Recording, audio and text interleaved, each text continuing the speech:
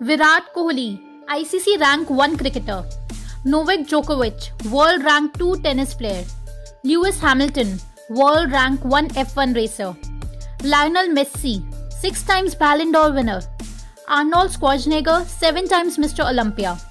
Top UFC fighter Nate Diaz और एक सबसे इम्पॉर्टेंट एथलीट खुद डॉक्टर बिस्वरूप, जिन्होंने 1 मिनट में 198 पुशअप्स मार के इंडिया बुक ऑफ रिकॉर्ड्स में अपना नाम दर्ज किया। ये सारे दिग्गज आज की तारीख में नॉनवेज अपनी डाइट से बिल्कुल हटा चुके हैं और कोहली और जोकोविच तो दूध और अंडे को भी नहीं छूते। Good morning friends. वीडियो शुरू करने से पहले एक छोटी सी जानकारी।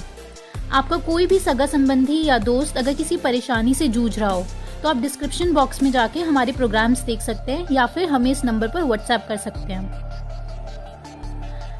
आज की वीडियो सुन के आप में से कई लोगों का ये भ्रम टूटेगा कि नॉनवेज खाए बिना प्रोटीन और अमीनो एसिड्स हमारी बॉडी को नहीं मिलते और हम टॉप एथलीट नहीं बन सकते।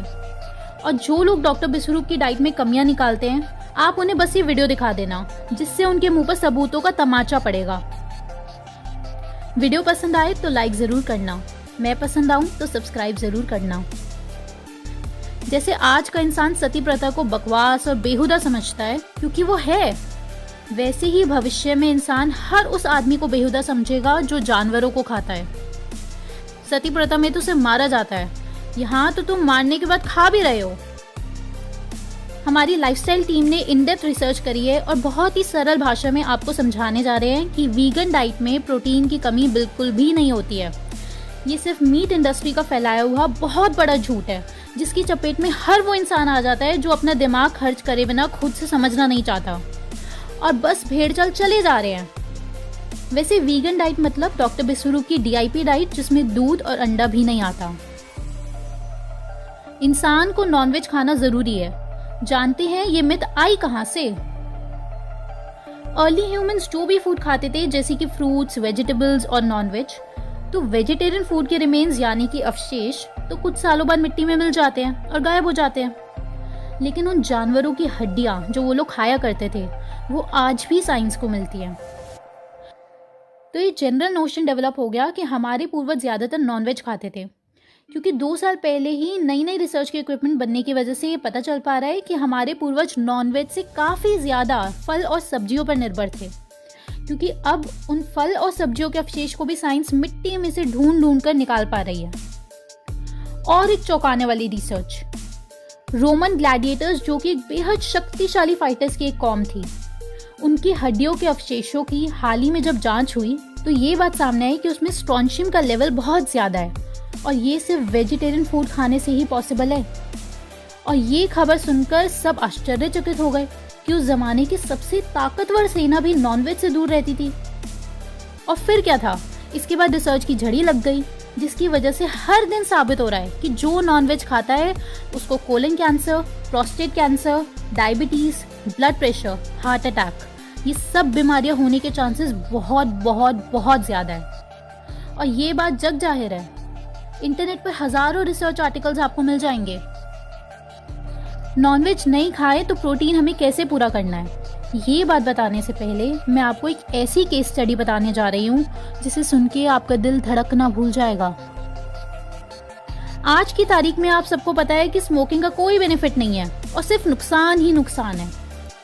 लेकिन क्या आपको ये पता है कि 1960s तक स्मोकिंग को सेहत के लिए जरूरी माना जाता था। बड़े बड़े एथलीट्स के टीवी पर एड्स आते थे कि हम इसलिए इतने बड़े एथलीट हैं क्योंकि हम हर मैच के बाद कैमल सिगरेट पीते हैं।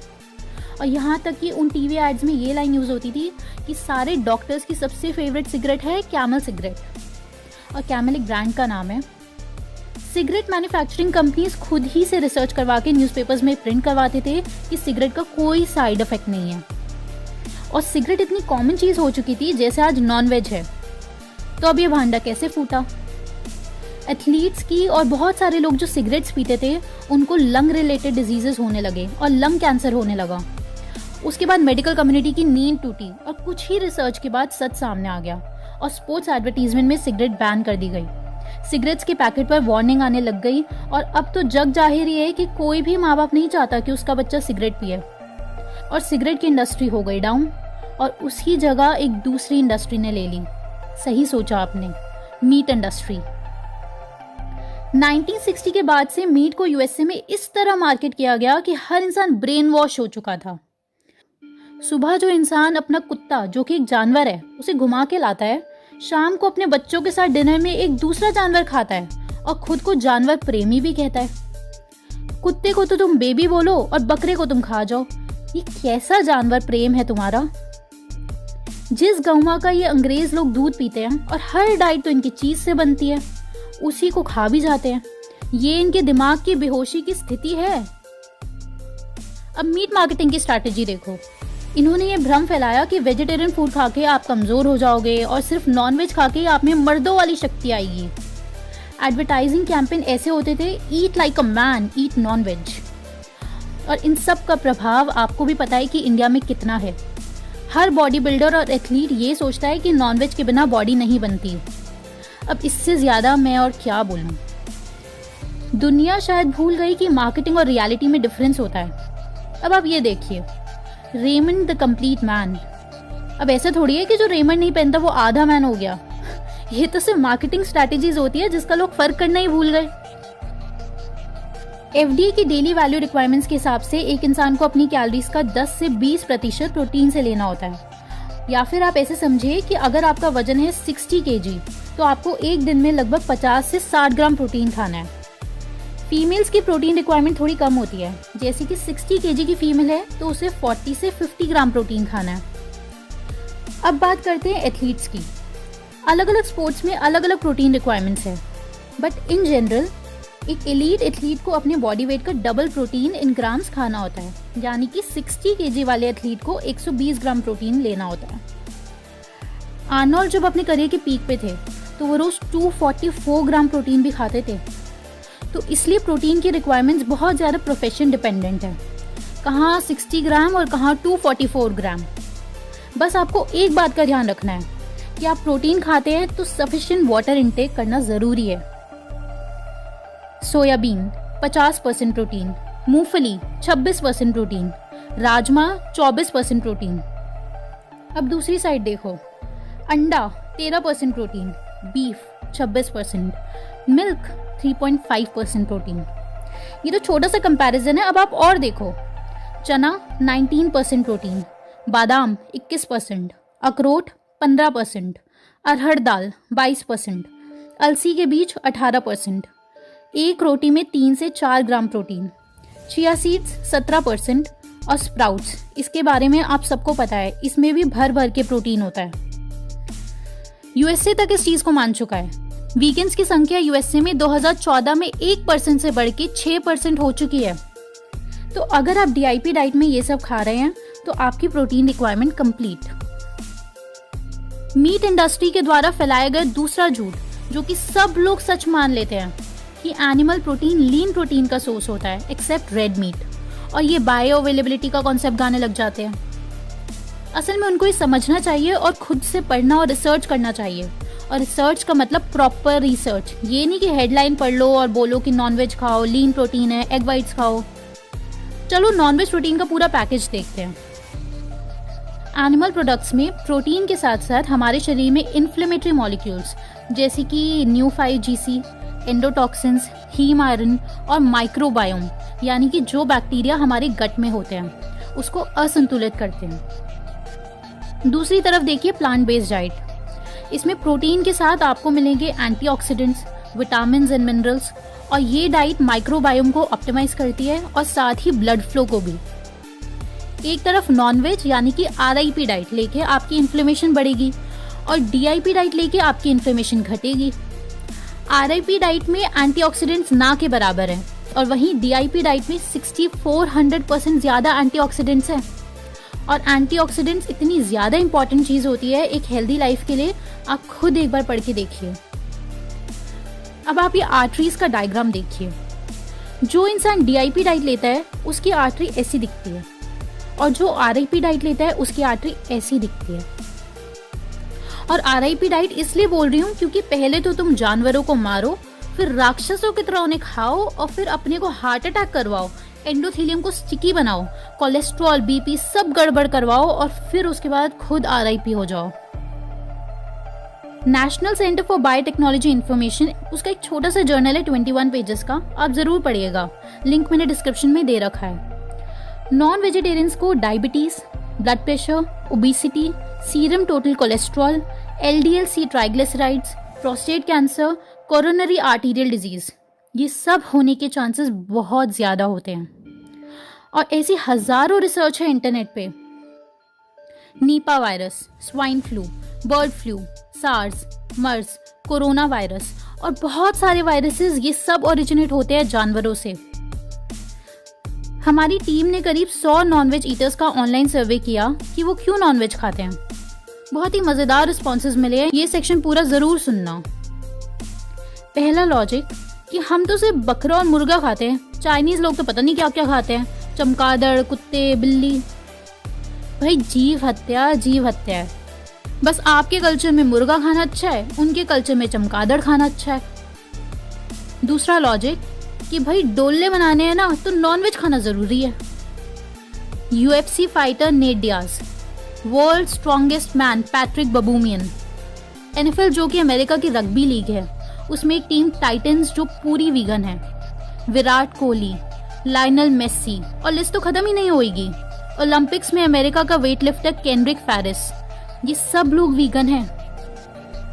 पहली बात तो वीगन फूड से आपको पूरा प्रोटीन मिल जाता है, और दूसरी बात आप में चेतना नाम की कोई चीज है कि नहीं। मान लो आपको 18 का डोला 16 का हो जाएगा, तो क्या आप इस 2 इंच के लिए जानवरों को मार के खाने लग जाओगे? कल को अगर पूरी दुनिया भी कहे ना कि नॉनवेज बेटर है, आपका प्रधानमंत्री भी कहने लग जाए, लेकिन फिर भी इंसान को अपनी चेतना का इस्तेमाल करना चाहिए, ना कि दूसरों की बातों में आ जाना चाहिए।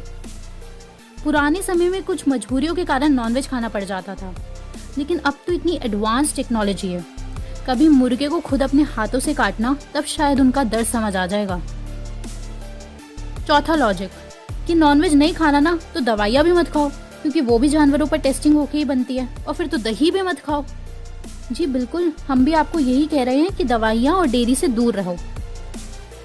नेक्स्ट मजेदार लॉजिक ये कि हम नॉनवेज नहीं खाएंगे तो मुर्गों और बकरियों की आबादी बहुत बढ़ जाएगी। मेरे समाज सुधारकों, पृथ्वी तुम्हें दहेज में मिली है।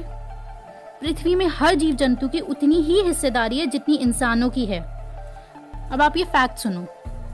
Meet, dairy, egg, fish farming, इसमें वर्ल्ड के टोटल फार्मलैंड का 83% लैंड यूज हो जाता है। 75% दुनिया का एग्रीकल्चरल लैंड लाइवस्टॉक प्रोडक्शन में यूज हो जाता है। Livestock farming biggest source of habitat destruction है। अगर पूरी दुनिया वेजिटेरियन हो जाए तो अफ्रीका के कॉन्टिनेंट की जितनी जमीन फ्री हो जाएगी, जिसमें जानवर और इंसान आराम से रह पाएंगे, आबादी डिस्ट्रीब्यूट होएगी, और ऐसी खबरें नहीं आएंगी कि जानवरों की प्रजातियां खत्म हो रही हैं। जानवरों को बचाने का सबसे बढ़िया तरीका है कि उसे मुंह में ना डालो। और एक और बात, दुनिया में जितना एमिशन ट्रांसपोर्ट से होता है, जिसमें प्लेन, रेलवे, कार सब कुछ आ जाता है, उतना ही एमिशन लाइवस्टॉक फार्मिंग से होता है। अब टाइम है कुछ मजेदार कमेंट्स का। मोहिंदर सिंह जी का काफी कठिन सवाल है कि तरबूज और खरबूज DIP डाइट में खा सकते हैं? जी हाँ, आप सारे फ्रूट्स खा सकते हैं। SK बेहरा जी का कमेंट है कि पहले लोग मिल्क पीते थे और लंबा जीते थे।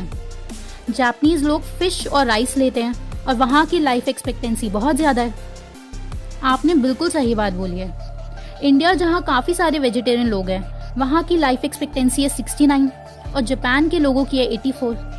तो अगर हम सब DIP डाइट लेने लग जाएं, तो इंडिया की लाइफ एक्सपेक्टेंसी डेफिनेटली बहुत ज़्यादा इंक्रीज हो सकती है। हो सकता है 84 हो जाए और जापान की लाइफ एक्सपेक्टेंसी 100 हो जाए। और दूसरी चीज़, हमें ये नहीं भूलना चाहिए कि इंडिया में लोग बहुत ज़्यादा गरीब हैं। यहाँ लोग बीमारियों से कम और भूखमरी से ज़्यादा मर जाते हैं। तो इस वजह से भी इंडिया का एवरेज कम है और जापान का काफ़ी ज़्यादा। और हमारे सब्सक्राइबर्स में सबसे पॉपुलर क्वेश्चन है कि DIP डाइट में विटामिन B12 कहाँ से आएगा। फिलहाल साइंस जितना समझ पाई है, उसमें फ्रूट्स और वेजिटेबल्स में विटामिन B12 नहीं मिलता, लेकिन ये सिर्फ साइंस की समझ है। ये बात सही है या गलत, वो अलग बात है। क्या B12 ह्यूमन बॉडी खुद से नहीं प्रोड्यूस कर पाती है? क्या ये मीट इंडस्ट्री की B12 कॉन्स्पिरेसी है? कुछ भी हो सकता है। बहुत पहले इंसान तारों को आसमान के छेद समझता था, फिर इंसान मानने लगा कि सूरज पृथ्वी की चारों ओर घूमता है। 1960s तक सिगरेट को सेहतमंद बताया जाता था और आज की तारीख में मीट को सेहतमंद बताया जाता है, जो कि आपको इस वीडियो में पता चल गया कि कितनी भयानक होती है मीट। साइंस बस ट्रेंडिंग यानी कि लोकप्रिय है, जरूरी नहीं है कि सच हो। साइंस तो ये भी कहती है कि पूजा करके कुछ नहीं मिलेगा, तो अब आप राम नाम जपना छोड़ देंगे? इसके ऊपर अभी इंसान को और बहुत जानकारी चाहिए। B12 बनता है बैक्टीरिया से और ये बैक्टीरिया मौजूद होते हैं मिट्टी में, और ये मिट्टी के कण चिपके होते हैं फल और सब्जियों में। पेस्टिसाइड्स, इंसेक्टिसाइड्स और क्लोरीन की वजह से ये बैक्टीरिया से बना हुआ B12 आपके शरीर में नहीं पहुंचता, जो कि पुराने ज़माने के लोगों के शरीर में पहुंच जाता था। तो फिलहाल डॉक्टर विश्वरूप इस पे और क्लैरिटी देंगे, तभी उनके व्यूज़ हम आपको बता पाएंगे, और इसके भी पूरे चांसेस हैं कि ये कॉन्स्पिरेसी हो। आज के लिए इतना ही। विश्वरूप सर को सपोर्ट करते रहें और ये नॉलेज अपने परिवार वालों और दोस्तों को ज़रूर शेयर कीजिए। जल्द मिलते हैं अगली वीडियो में, तब तक के लिए आप इन वीडियोस का लुत्फ़ उठाएं।